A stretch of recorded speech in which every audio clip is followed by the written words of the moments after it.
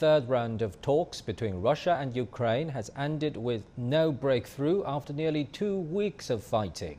The Russian side says their expectations have not been met, while Kyiv voiced some progress on civilian evacuations.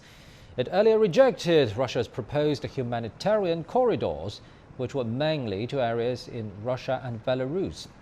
Kyiv said evacuees should be free to choose where they go. The two sides met for nearly 3 hours near the Belarus and Poland border. Russia's demands include enshrining neutrality in Ukraine's constitution so it cannot join the European Union or the NATO military alliance. It also wants Ukraine to recognize Crimea as Russian and Donetsk and Luhansk regions as independent states. The Kremlin said little ground was made during talks, save for efforts on evacuations.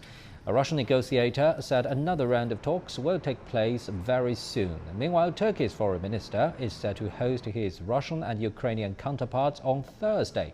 Ryan Thompson has more details.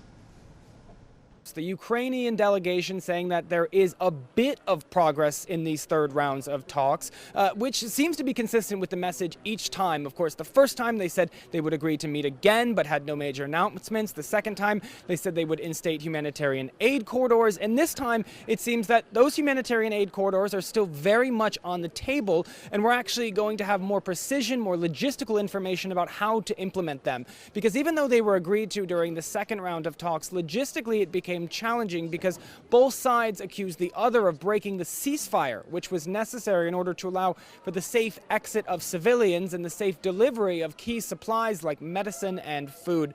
Ultimately, though, it does seem that there might be an upgrade in terms of the delegation and these talks to come during this week. We're hearing an announcement from the Turkish foreign minister that both of the country's highest level diplomats, that means the Russian foreign minister Sergei Lavrov and the Ukrainian foreign minister, could potentially be meeting for a high level meeting on Thursday. Now, this has yet to be confirmed on the Ukrainian side, but Russia's foreign ministry has confirmed the attendance. And ultimately, this could be the highest level meeting between the two sides to see if there could be some type of accord. Of course, what the talks have been mostly focused on now are regards to the conflict, how to not have peace, but how to potentially exit civilians in a safe manner and bring supplies in.